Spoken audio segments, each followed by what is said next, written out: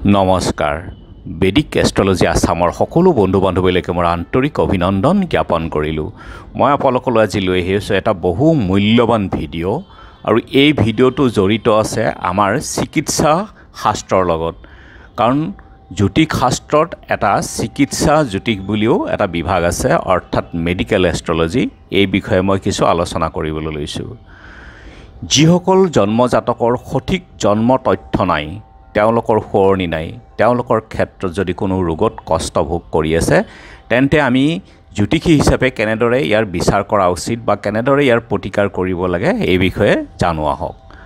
প্ৰথমতে আমি জানিব লাগিব যে আমি জানো আমাৰ 9টা গ্ৰহ আছে আৰু 9টা গ্ৰহৰ প্ৰভাৱতেই আমাৰ শৰীৰৰ বিভিন্ন ধৰণে বিভিন্ন অংগসমূহৰ ওপৰত ক্ৰিয়া কৰি থাকে।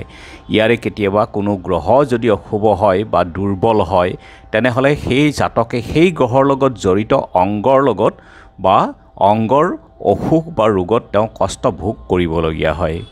যেনে আমাৰ জীৱনত বহুতো ধৰণৰ ৰোগ আহে বা আমাৰ শৰীৰৰ বহুতো ধৰণৰ ৰোগ আহে। কিছুমান হ'ল ক্ৰনিক অৰ্থাৎ দীৰ্ঘদিনীয়া, কিছুমান আমাৰ বিষ, গাৰ বিষ, গাঁঠিৰ বিষ বা এনেধৰণৰ মূৰৰ বিষ, আৰু কিছুমান হ'ল মানসিক ৰোগ বা দুশ্চিন্তা, নিদ্ৰাহীনতা এইবিলাক। তাৰপাছত শাৰীৰিকভাৱেও আমাৰ ধৰক থাকে তেনেকুৱা ৰোগ বহুতো, আৰু মৃত্যুতুল্য কিছুমান কষ্ট থাকে, মৃত্যুতুল্য কষ্ট যেনে পেৰালাইচিছ, পাৰ্কিনছন ডিজিজ, এনেকুৱা ধৰণৰ ৰোগবিলাক থাকে। আৰু কেতিয়াবা হয় কি, গ্ৰহৰ অশুভ গ্ৰহৰ দশা মহাদশা যেতিয়া আহে, তেতিয়াও কিছুমান সেই গ্ৰহৰ লগত জড়িত বেমাৰ কিছুমানে দেখা দিয়ে মানুহৰ শৰীৰত। আৰু কিছুমান আমাৰ ছাডেণ্ট হয়, হঠাৎ হয়, তেনেধৰণে ধৰোঁ আমাৰ হাৰ্ট এটেক, এনেধৰণৰ কেছবিলাক হঠাতে হয় বা অস্ত্ৰোপচাৰ কৰিবলগীয়া হয় কেতিয়াবা আমাৰ জীৱনত। এনেকুৱা ধৰণৰ ৰোগৰো কিছুমান উৎপন্ন হয়। গতিকে আমাৰ শৰীৰৰ প্ৰত্যেকটো অংগই প্ৰত্যেকটো গ্ৰহৰ লগতেই জড়িত হৈ আছে, আৰু সেই গ্ৰহটো যদি অশুভ হয় বা পাপ পীড়িত অৰ্থাৎ কোনো অশুভ গ্ৰহৰ লগত যুতি হৈ যায় বা দশা মহাদশা আহে, কেতিয়াবা ৰাশি পৰিৱৰ্তনৰ ফলত যদি অশুভ স্থানত আহি যায় সেই গ্ৰহটোৱে, তেনে যিটো স্থানত আহিব সেই ধৰণৰ সম্বন্ধীয় ৰোগ দিয়ে। গতিকে এতিয়া ধৰোঁ সূৰ্য অবিহনে জীৱন বৃথা, কাৰণ সূৰ্য নহ'লে প্ৰাণী জগত জীয়াই থাকিব নোৱাৰে। সূৰ্য অবিহনে এই পৃথিৱী নচলে, আৰু সকলো জীৱ জন্তু সূৰ্যৰ অবিহনে জীয়াই থকাটো অসম্ভৱ। আৰু জ্যোতিষ শাস্ত্ৰটো হ'ল সূৰ্য অবিহনে জ্যোতিষ বিচাৰ হ'বই নোৱাৰে। আমাৰ শৰীৰৰ মুখ্য অংগ হ'ল হৃদপিণ্ড, আৰু হৃদপিণ্ড অবিহনে কোনো জীৱ জন্তু জীয়াই নাথাকে, ই অসম্ভৱ। আৰু জ্যোতিষ শাস্ত্ৰত হৃদপিণ্ডক সূৰ্যক দৰ্শায়, অৰ্থাৎ হৃদপিণ্ড হ'ল আমাৰ সূৰ্য শৰীৰৰ কাৰণে। ধৰোঁ কোনো জাতকৰ প্ৰেছাৰ বা কলেষ্ট্ৰল বেছি হৈ গৈ আছে বা হৃদপিণ্ডৰ ৰোগ আহি আছে, যে ধৰোঁ যিকোনো ৰোগ তেওঁ ভুগি আছে, এনে ক্ষেত্ৰত আমি কুণ্ডলীত সূৰ্যক অশুভ বা সূৰ্যৰ অশুভ প্ৰভাৱৰ ফলতে হয়, বা সূৰ্য দুৰ্বল অৱস্থান হ'লে এই ধৰণৰ ৰোগ হ'ব পাৰে। বিশেষকৈ হৃদপিণ্ড বা আমাৰ কেলছিয়াম যেতিয়া কমি যায় শৰীৰত, এই সকলোখিনি সূৰ্যৰ লগত জড়িত।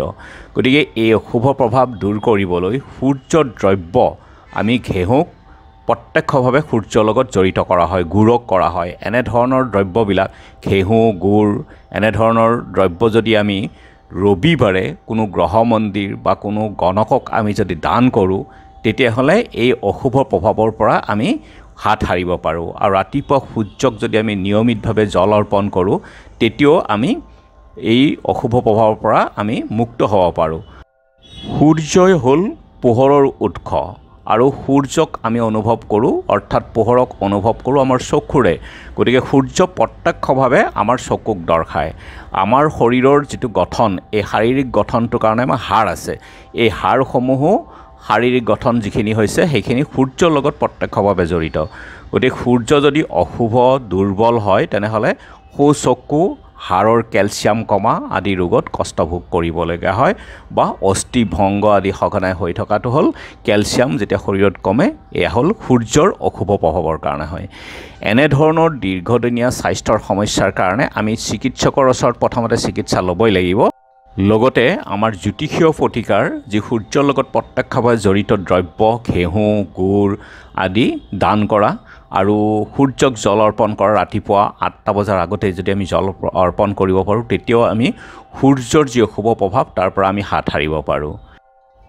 চন্দ্ৰ সূৰ্যৰ পাছতেই চন্দ্ৰ সৌৰজগতৰ অন্যতম এক গ্ৰহ আৰু চন্দ্ৰই আমাৰ পোহৰ দিয়ে আৰু চকুৰে আমি পোহৰ অনুভৱ কৰোঁ। গতিকে বাওঁ চকু প্ৰত্যক্ষভাৱে চন্দ্ৰক দৰ্শায় আৰু চন্দ্ৰৰ প্ৰভাৱ থাকে বাওঁ চকুৰ ওপৰত।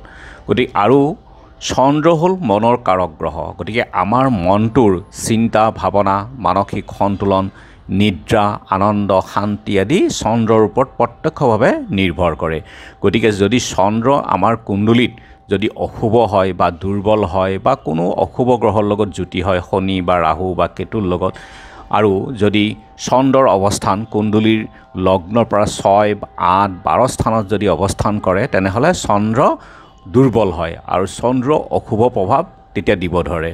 ফলত আমাৰ দুশ্চিন্তা, নিদ্ৰাহীনতা, অৱসাদ, স্মৃতিশক্তি লোপ, স্বপ্নদোষ আদি ৰোগত আমি ভুগিব লগা হয়। আৰু চন্দ্ৰ পানীক দৰ্শায়। গতিকে কাহ, চৰ্দি আদি ৰোগৰ কাৰণো অশুভ চন্দ্ৰৰ কাৰণ। যিসকলৰ এজমা বা হাঁপানীৰ ৰোগ আছে বা চন্দ্ৰৰ লগত জড়িত সঘনাই তেওঁলোকৰ কাহ চৰ্দি হৈ থাকে, এও অশুভ চন্দ্ৰৰেই প্ৰভাৱ। আৰু অকলশৰীয়া অনুভৱ কৰে। যেতিয়া চন্দ্ৰ অশুভ হয় তেওঁ অকলশৰীয়া অনুভৱ কৰিব। আৰু কুণ্ডলীত চন্দ্ৰ 4ৰ্থ স্থানৰ অধিপতি, অৰ্থাৎ সুখ শান্তি স্থানৰ অধিপতি গ্ৰহই হ'ল আমাৰ চন্দ্ৰ। শৰীৰত আমাৰ কুণ্ডলীৰ 4ৰ্থ স্থানটো যিটো হ'ল বুকু, হাওঁফাওঁ, শ্বাস প্ৰশ্বাসৰ এই স্থানটো হ'ল আমাৰ 4ৰ্থ স্থান আৰু এনে ক্ষেত্ৰত চন্দ্ৰ হ'ল অধিপতি। গতিকে চন্দ্ৰ এই ক্ষেত্ৰক যদি আমি অশুভ বা দুৰ্বল হয় তেনেহ'লে আমি নিয়মিত শিৱৰ পঞ্চাক্ষৰী মন্ত্ৰ ওম নমঃ শিৱায় 108 বাৰকৈ প্ৰতিদিনে আমি জপ কৰাটো উচিত। আৰু শিৱলিংগত সোমবাৰে গাখীৰ অৰ্পণ কৰা বা গাখীৰ দান কৰা বা হস্পিটাল আদিত যদি আমি পানী বা শ্মশানত পানী আদি দান কৰিব পাৰোঁ বা নামঘৰ মন্দিৰত পানীৰ ব্যৱস্থা কৰিলেও আমি চন্দ্ৰক সবল কৰিব পাৰোঁ। আৰু এনে ক্ষেত্ৰত চিকিৎসাৰ লগে লগে এনেধৰণৰ জ্যোতিষীয় প্ৰতিকাৰৰ দ্বাৰা আপোনালোকে সোনকালে আৰোগ্য হ'ব পাৰে। এতিয়া হোৱা আমাৰ মংগল। মংগল আমাৰ সাহস, শক্তি আৰু মাংসপেশীক দৰ্শায়। তেজৰ ওপৰতো প্ৰভাৱ কৰে মংগলে। মংগল যদি অশুভ হয় তেনেহ'লে তেজৰ ওপৰত প্ৰভাৱ পৰিব, ৰক্ত বিকাৰতা হ'ব আৰু ৰক্তৰ বিকাৰ বা মাংসপেশী দুৰ্বল হ'ব, ভয়াতুৰ হ'ব, জাতকজন ভয়াতুৰ হৈ পৰিব, তেওঁৰ সাহস পৰাক্ৰম কমি যাব আৰু জাতকৰ শক্তিও নাথাকিব, দুৰ্বল শৰীৰ, ভগ্ন শৰীৰ এটা লৈ থাকিব। কুণ্ডলীত যদি শনি, কেতু, ৰাহু যুক্ত হয় মংগলৰ লগত বা মংগলৰ ওপৰত যদি দৃষ্টি দিয়ে আৰু মংগল যদি 6, 8, 12 এই অশুভ স্থানকেইটাত থাকে তেনেহ'লে কি হ'ব? ৰক্তৰ বিকাৰ হ'ব। আৰু যদি শনিৰ লগত যুক্ত হয় মংগল তেনেহ'লে হাই BP অৰ্থাৎ উচ্চ ৰক্তচাপজনিত ৰোগ, আৰু যদি কেতুৰ লগত যুক্ত হয় তেনেহ'লে নিম্ন ৰক্তচাপজনিত ৰোগৰ প্ৰভাৱ পৰিব। মংগল আনহাতে আঘাত, কটা ছিঙাৰ ক্ষেত্ৰত জড়িত। গতিকে অশুভ মংগলৰ কাৰণে জীৱনত দুৰ্ঘটনা সঘনাই হৈ থাকে, অপাৰেশ্যন আদিও হৈ থাকে।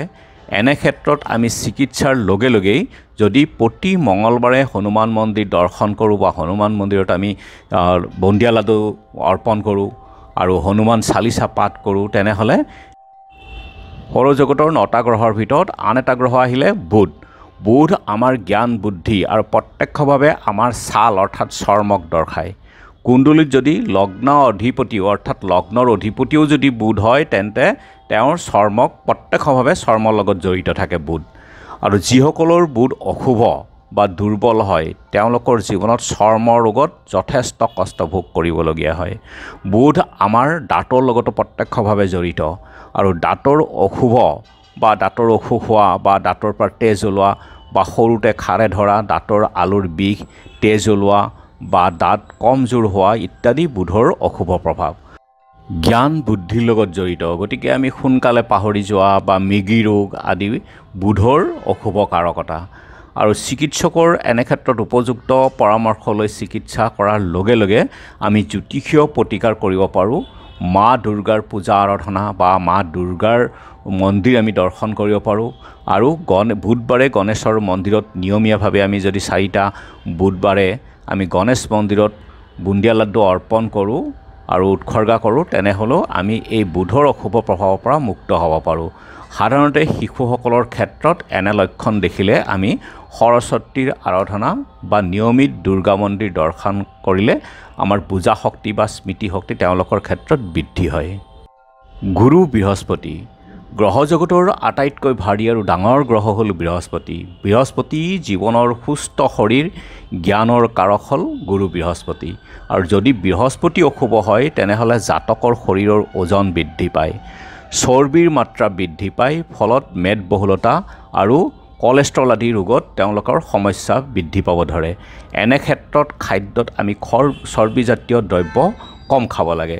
পেট বঢ়া খাদ্য হজম শক্তিৰ ওপৰতো প্ৰত্যক্ষভাৱে সংস্পৰ্শ থাকে এই বৃহস্পতি। হজম শক্তিৰ উৎস হ'ল আমাৰ যকৃত। গতিকে যদি বৃহস্পতি অশুভ হয় তেনেহ'লে জাতকৰ সঘনাই যকৃতৰ সমস্যা, জণ্ডিছ প্ৰভৃতি ৰোগত চিকাৰ হ'ব লগা হয়। আৰু এনে ক্ষেত্ৰত চিকিৎসকৰ পৰামৰ্শৰ দ্বাৰা চিকিৎসাৰ লগে লগে বৃহস্পতিৰ লগত প্ৰত্যক্ষভাৱে জড়িত দ্ৰব্য হ'ল বুটৰ দালি অথবা বুট। আৰু প্ৰতিমাহে এবাৰ হ'লেও যদি আমি মন্দিৰ বা নামঘৰত শক্তি অনুযায়ী যি পাৰোঁ আমি যদি দান কৰোঁ তেনেহ'লে আমি অশুভ বৃহস্পতিক আমি সবল কৰিব পাৰোঁ। তাৰ পাছত বিষ্ণুৰ পূজা আৰাধনা, বিষ্ণুৰ সহস্ৰনাম শ্ৰৱণৰ দ্বাৰাও আমি গুৰু বৃহস্পতিক সবল কৰিব পাৰোঁ। আৰু বৃহস্পতিবাৰে প্ৰত্যেকবাৰ যদি আমি আহঁত গছত যদি আমি পানী ঢালোঁ তাৰ পৰাও আমি গুৰু বৃহস্পতিক আমি সবল কৰিব পাৰোঁ। বা বৃহস্পতি সবল কৰাৰ কাৰণে আৰু এটা উপায় আছে, কোনো তিনিআলি বা চাৰিআলিৰ কাষত যদি আমি কোনো আহঁত গছ ৰুই দিওঁ বা নিয়মিতভাৱে আমি তাৰ পানী বা সুন্দৰভাৱে শুশ্ৰূষা বা যত্ন লৈ গছজোপা ডাঙৰ কৰোঁ তেতিয়াও বৃহস্পতি আমাৰ সবল হয়। সৌৰজগতৰ আন এক অনবদ্য গ্ৰহ হ'ল আমাৰ শুক্ৰ। আৰু শুক্ৰ গ্ৰহ সকলোখিনি ভৌতিক সুখ শান্তিৰ লগত জড়িত গ্ৰহ। আৰু শুক্ৰ গ্ৰহ আমাৰ জননেন্দ্ৰিয়ক প্ৰত্যক্ষভাৱে দৰ্শায়। আৰু শুক্ৰস্থলী, জৰায়ু বা জনন ইন্দ্ৰিয়ৰ ৰোগৰ কাৰণ হ'ল অশুভ শুক্ৰ। আমাৰ পুৰুষৰ ক্ষেত্ৰত সন্তানহীনতা, বীৰ্য দুৰ্বল অশুভ শুক্ৰৰ প্ৰভাৱেই হয়। আৰু স্ত্ৰীসকলৰ ক্ষেত্ৰত ইউটেৰাছ বা গৰ্ভাশয়, জননাংগৰ ৰোগৰ কাৰণ অশুভ শুক্ৰ। আৰু বহু ক্ষেত্ৰত আমাৰ দেখা যায় যে গৰ্ভাশয়ৰ যিবিলাক অপাৰেশ্যন হয় সেয়াও অশুভ শুক্ৰৰ কাৰণে হ'ব লগা হয়। আৰু অশুভ শুক্ৰৰ প্ৰভাৱতে এনেধৰণৰ জননেন্দ্ৰিয়ৰ সকলোখিনি ৰোগ ব্যাধি ভোগ কৰিব লগা হয় জাতকে। এনে ক্ষেত্ৰত উপযুক্ত চিকিৎসাৰ দ্বাৰা চিকিৎসাৰ লগে লগে আমি শ্ৰী শ্ৰী লক্ষ্মীৰ সুক্তপাত বা শুক্ৰবাৰে লক্ষী চৰিত্ৰ পাঠ বা বাতাচা দান কৰিলেও আমি অশুভ শুক্ৰৰ প্ৰভাৱৰ পৰা আমি মুক্ত হ'ব পাৰোঁ। শনি জ্যোতিষশাস্ত্ৰত আটাইতকৈ ক্ৰুগ্ৰহ হিচাপে মনা হয়। আৰু শনি সূৰ্যৰ পৰা সকলোতকৈ দূৰত আছে। আৰু আমাৰ পৰাও শনি বাকী গ্ৰহবোৰতকৈ দূৰত অৱস্থান কৰি আছে। গতিকে ৰোগৰ ক্ষেত্ৰত প্ৰধান হ'ল শনি গ্ৰহ। গতিকে যিবোৰ ৰোগ দীৰ্ঘদিনীয়া অৰ্থাৎ ক্ৰনিক ৰোগ, সেই ৰোগবিলাক শনিক দৰ্শায়। শনি আমাৰ শৰীৰৰ অংগসমূহৰ ভিতৰত দুখন ভৰিক দৰ্শায়, অৰ্থাৎ শৰীৰৰ তলৰ অংশ যেনে অস্থিৰোগ, বাতবিষ, হাড়ৰ সন্ধি ৰোগ ইত্যাদি শনিৰ অশুভতাৰ কাৰণ। আৰু হিপ ৰিপ্লেচমেণ্ট আৰু হাড় ভঙা বা ভৰি ভঙা, কটা, ভৰিৰ সন্ধিৰ ৰোগ, পলিঅ' ইত্যাদি অশুভ শনিৰ প্ৰভাৱ। আৰু লগতে যদি ৰাহুৰ লগত শনি যুক্ত হয় তেনেহ'লে সেই জাতকৰ স্নায়ু ৰোগ, পেৰালাইচিছ, পাৰ্কিনছন ডিজিজ আদি ৰোগত কষ্ট হয়। এনে ক্ষেত্ৰত নিয়মিত চিকিৎসকৰ দ্বাৰা পৰামৰ্শৰ দ্বাৰা চিকিৎসা লৈ লগে লগে জ্যোতিষীয় শনিবাৰে শনি মন্দিৰ দৰ্শন কৰক। মিঠাতেলৰ চাকি জ্বলাওক শনি মন্দিৰত, ক'লা ধূপ ব্যৱহাৰ কৰক। শনিৰ দ্ৰব্য যেনে ক'লা কাপোৰ, তিল, লোহা, ক'লা সূতা বা তেলো দান কৰিব পাৰে। আৰু প্ৰত্যেক শনিবাৰে শনি মন্দিৰত গৈ শনি মন্দিৰৰ সন্মুখৰ দোকানবিলাকত এখন থাল পোৱা যায়, তাতে গোটেই সূতা আৰু যি যি প্ৰয়োজন হয় গোটেইখিনি থাকে। সেই থালখন শনি মন্দিৰত অৰ্পণ কৰক আৰু মন্দিৰত দান কৰক। আৰু দুখীয়া বা অন্ধক খাদ্য দান কৰক। ছাতি, লোহাৰ পাত্ৰ শনিবাৰে দুখীয়াক দান কৰিলে ইয়াৰ পৰা শনি সবল হ'ব পাৰে বা অশুভ শনিৰ যিটো প্ৰভাৱ তাৰ পৰা মুক্ত হ'ব পাৰে। এতিয়া ৰাহু হ'ল ভ্ৰমৰ গ্ৰহ, মৰীচিকা, যি আমি অনুভৱ কৰোঁ কিন্তু মাত্ৰ এক ভ্ৰম। ঠিক তেনেদৰে যিবোৰ ৰোগ প্ৰথমে ধৰিব নোৱাৰি, যেনে পেৰালাইচিছ বা যিবোৰ কেঞ্চাৰ ৰোগ আমি হঠাতে ধৰিব নোৱাৰে, বহু ক্ষেত্ৰত বহুত দিনৰ পাছতহে ধৰা যায়, বা হাৰ্টৰ ষ্ট্ৰ'ক আমি গম নোপোৱাকৈ হয়। এনেবোৰ ৰোগৰ কাৰণ হ'ল অশুভ ৰাহু। আৰু ৰাহু হ'ল জেঠী, সাপ, কেৰেলোৱা আদি সৰীসৃপ যিবিলাক প্ৰাণী আছে তাক দৰ্শায়। আৰু যিসকলে এই ধৰণৰ কীট পতংগ দেখি ভয় খায়, এয়া অশুভ ৰাহুৰ হ'ল ইংগিত বা ফোবিয়া অৰ্থাৎ ভ্ৰমৰ কাৰণ হ'ল ৰাহু। এনে জাতকৰ মৃত্যু বিষাক্ত দ্ৰব্যৰ দ্বাৰা বা বিষাক্ত কীটৰ দ্বাৰা কামোৰৰ পৰা হ'ব পাৰে। ৰাহু যদি চন্দ্ৰযুক্ত হয় তেনেহ'লে অশান্তিময় জীৱন হয় আৰু বাৰে বাৰে হাত ধোৱা বা আলমাৰি খুলি চেক কৰি থকা যিকোনো বস্তু আছেনে নাই আকৌ এবাৰ খুলিলে। যিসকল জাতকে ধূপ, কৰ্পূৰ, ধূনাৰ গোন্ধ সহ্য কৰিব নোৱাৰে আৰু হাঁপানী ৰোগত আক্ৰান্ত হয়, তেওঁলোক ৰাহুৰ অশুভ লক্ষণৰ কাৰণে হয়, অশুভ প্ৰভাৱৰ কাৰণে হয়।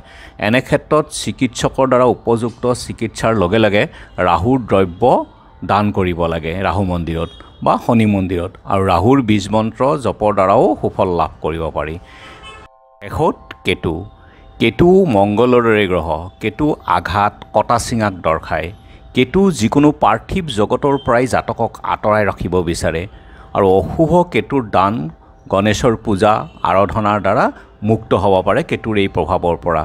আৰু ইয়াৰ উপৰিও প্ৰতিটো গ্ৰহৰ অশুভ প্ৰভাৱৰ পৰা ৰক্ষা পাবলৈ হ'লে গ্ৰহৰত্নৰ সহায় ল'ব পৰা যায়, যদি শুভ হৈ থাকে, দুৰ্বল অৱস্থাত যদি গ্ৰহটো থাকে এনে ক্ষেত্ৰত। আৰু ইয়াৰ কাৰণে যথেষ্ট বিশ্লেষণ কৰাৰ প্ৰয়োজন। ধন্যবাদ।